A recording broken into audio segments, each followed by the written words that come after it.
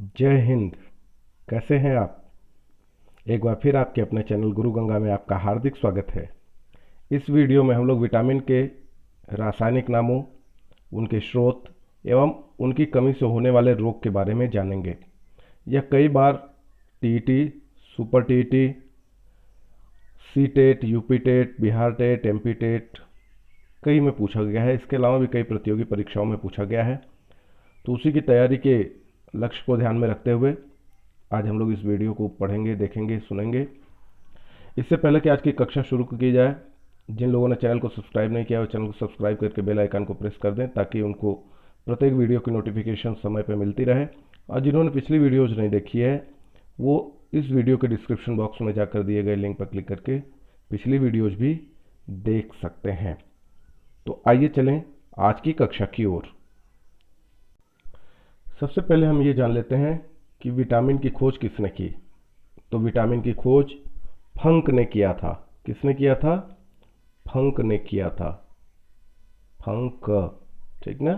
फंक ने विटामिन की खोज की थी। विटामिन जटिल कार्बनिक यौगिक होते हैं। ये शरीर में उपापचयी अभिक्रियाओं में उत्प्रेरकों की क्रियाओं का नियंत्रण करते हैं। अब तक लगभग 20 प्रकार के विटामिन ज्ञात हो चुके हैं, जिनकी दो श्रेणियां हैं। एक है जल में घुलनशील विटामिन, दूसरे हैं वसा में घुलनशील विटामिन। जल में घुलनशील विटामिन कौन कौन से हैं? विटामिन बी और विटामिन सी, ये जल में घुलनशील विटामिन कहे जाते हैं। और वसा में घुलनशील विटामिन कौन कौन से हैं उसके बारे में देख लेते हैं। वसा में घुलनशील vitamin A, vitamin D, vitamin E और विटामिन के, यह वसा में घुलनशील विटामिन कहे जाते हैं। आप ध्यान से इस बात को देखिएगा। आगे चलते हैं। सबसे पहले विटामिन ए। विटामिन ए का जो नाम है वह है रेटिनॉल। क्या है? रेटिनॉल। विटामिन ए को संक्रमण रोधी विटामिन भी कहते हैं। क्या कहते हैं? संक्रमण रोधी विटामिन भी कहा जाता है। इसकी कमी से अंधापन, आंखों में सूखापन, रूखे बाल, सूखी त्वचा, बार बार सर्दी जुकाम, थकान, कमजोरी, नींद न आना, रतौंधी, निमोनिया, वजन में कमी, संक्रमण, जीरोप्थैल्मिया, त्वचा की कोशिकाओं में परिवर्तन आदि रोग उत्पन्न हो जाते हैं। इसे दूर करने के लिए, विटामिन ए की पूर्ति करने के लिए हमें गाजर, हरी सब्जियां, दूध, मक्खन, अंडा, जिगर आदि का सेवन करना चाहिए। ये विटामिन ए के स्रोत हैं। नेक्स्ट देखते हैं विटामिन बी1। क्या है? Vitamin B1. विटामिन बी1 का जो रासायनिक नाम है वह है थायमिन। कई बार टेट की परीक्षाओं में पूछा जा चुका है कि थायमिन किस विटामिन का नाम है या विटामिन बी1 का रासायनिक नाम क्या है, और ऑप्शन दे दिया जाता है। तो आपको यह जानना है क्योंकि इससे संबंधित प्रश्न कई बार पूछे जा चुके हैं। तो आपकी परीक्षा की दृष्टि से बहुत इंपॉर्टेंट है, इसीलिए हमने यह वीडियो बनाया है आपके लिए। आप इसको ध्यान से देखें। विटामिन बी1 को थायमिन कहते हैं। और विटामिन बी1 की कमी से कौन कौन से रोग होते हैं उनके बारे में आप जान लें। बेरी रोग होता है सबसे चर्चित रोग, तो यही है। क्योंकि इस रोग में होता क्या है कि रोगी की जो मांसपेशियां होती हैं उनको जहां भी छुआ जाता है वहां पर वेदना होती है, दर्द होता है, और उसके पश्चात स्पर्श शून्यता का आभास होता है। विटामिन बी की कमी से, बी1 की कमी से रोगी की भूख मर जाती है और वजन तेजी से गिरने लगता है। उसके हृदय और मस्तिष्क में कमजोरी और अन्य दोष उत्पन्न हो जाते हैं और उसके पाचनांगों को भी भारी क्षति पहुंचती है।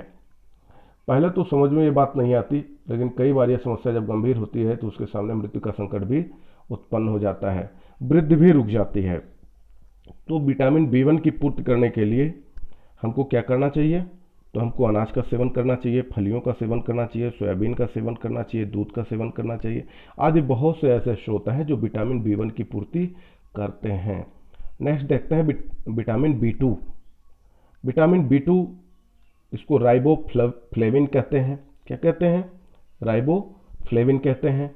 इससे कौन कौन सी समस्या उत्पन्न होती है? इससे किलोसिस रोग होता है, तंत्रिका संबंधी बीमारियां होती हैं, एनीमिया होती हैं और हृदय से संबंधित बहुत सारे रोग हो जाते हैं।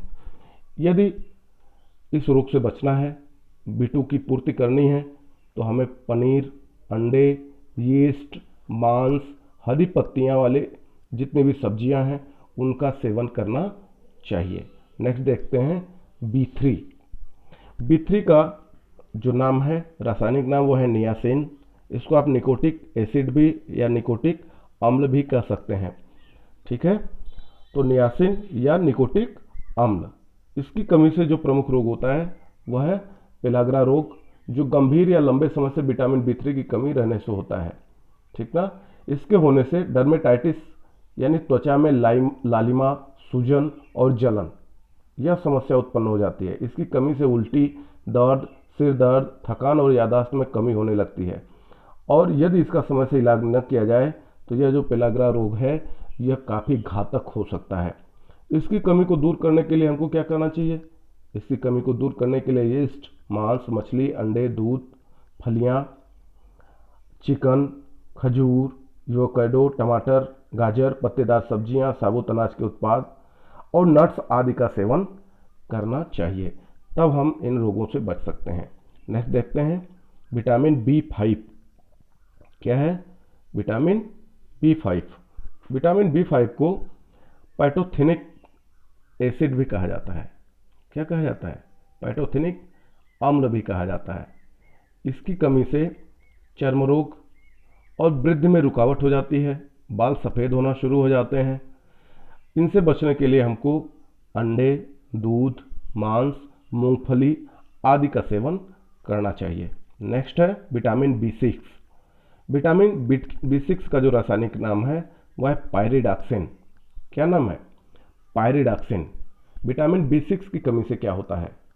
विटामिन B6 की कमी से रक्त क्षीणता, चर्म रोग, पेशीय ऐंठन, याददाश्त संबंधी रोग जैसे अल्जाइमर और डिमेंशिया, जिसको आप मनोभ्रंश भी कहते हैं, और हृदय रोग और तंत्रिका तंत्र पर दुष्प्रभाव, यह सारी समस्याएं उत्पन्न होती हैं।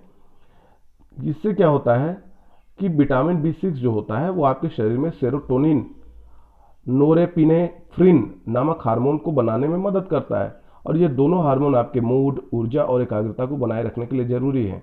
लेकिन जब इस तरह की कमी होती है, जैसे सेरोटोनिन की स्तर में कमी होती है, तो जो बच्चों को ध्यानाभाव एवं अति सक्रियता विकार हो सकता है और भी बहुत सारी समस्याएं उत्पन्न हो सकती हैं। तो विटामिन B6 की पूर्ति करने के लिए हमको दूध, यीस्ट, अनाज, मांस आदि का सेवन करना चाहिए। तो आगे देखते हैं विटामिन B7। विटामिन B7 का रासायनिक नाम बायोटिन है। क्या है? बायोटिन है। इसकी वजह से चर्म रोग और भी बालों का झड़ना, इस तरह की समस्याएं उत्पन्न होती हैं। इन समस्याओं से यदि बचना है तो हमें मांस, गेहूं, अंडा, सब्जी, फल आदि का सेवन करना चाहिए। आप ध्यान से देख रहे होंगे, बहुत सारी जरूरी चीज़ें हैं। यदि आपको वीडियो पसंद आता है तो आप लाइक जरूर करेंगे, अपने मित्रों में शेयर जरूर करेंगे और अपने बहुमूल्य सुझाव भी आप हमको देते रहेंगे, ताकि हमें पता लगता रहे कि आप इससे कितना सीख रहे हैं और कहाँ आपको प्रॉब्लम आ रही है, ताकि हम अगली वीडियो आपके लिए और उपयोगी बना पाएँ। तो आगे चलते हैं विटामिन B9 की तरफ। इसका नाम आपने सुना होगा। विटामिन B9 को फोलिक एसिड कहते हैं, फोलिक अम्ल कहते हैं। आप देखते होंगे इसका कैप्सूल आता है, बार बार इसका प्रयोग करने की सलाह दी जाती है। विटामिन B9 बहुत इंपॉर्टेंट है। इसकी कमी से रक्त क्षीणता, कुंठा में वृद्धि होती है, चक्कर आता है, त्वचा में पीलापन आ जाता है, दिल की धड़कनें अनियमित हो जाती हैं, वजन घटने लगता है, हाथ और पैरों में सुन्नता आ जाती है, झुंझुनी महसूस होने लगती है, मांसपेशियों में कमजोरी हो जाती है और आपकी पर्सनालिटी में बदलाव होने लगता है। आप खुद भी समझ नहीं पाते ऐसा क्यों होता है और आपके सामने वाले भी नहीं समझ पाते कि आपके व्यक्तित्व में इतनी तेजी से परिवर्तन क्यों हो रहा है। वो विटामिन B9 की कमी से होता है। सांस फूलने लगती है, अस्थिरता आ जाती है, थकान होती है, मानसिक भ्रम या बार बार बोलने की समस्या होती है। तो ऐसी स्थिति में विटामिन B9 की कमी को कैसे पूरा किया जाए, तो उसके लिए आपको हरी सब्जियों का सेवन करना चाहिए, फलियों का सेवन करना चाहिए, यीस्ट का सेवन करना चाहिए, मांस का सेवन करना चाहिए, अंडे आदि का सेवन करना चाहिए, ताकि फोलिक एसिड की कमी को पूरा किया जा सके। अगला है विटामिन B12। विटामिन B12 को क्या कहते हैं? साइनाकोबालैमिन। क्या नाम है इनका? साइनाकोबालैमिन। विटामिन B12 की कमी से क्या होता है? कमजोरी होती है, जल्दी थकान होती है, आलस आता है, रक्त की कमी हो जाती है, पाचन शक्ति कमजोर हो जाती है, सर दर्द रहता है, भूख कम लगती है, हाथ पैर में झुंझुनी होने लगती है, सुनाई कम देने लगता है, बधिरता आ जाती है, कान में आवाज़ जैसे घंटी बज रही हो ऐसा आना शुरू हो जाती है, त्वचा में पीलापन आ जाता है, धड़कन तेज हो जाती है, मुंह में छाले पड़ जाते हैं, याददाश्त कम होने लगती है, आंखों में कमजोरी हो जाती है। इस तरह की बहुत सारी समस्याएं विटामिन B12 की कमी की वजह से होती हैं। यदि आपको बचना है तो आपको क्या करना चाहिए?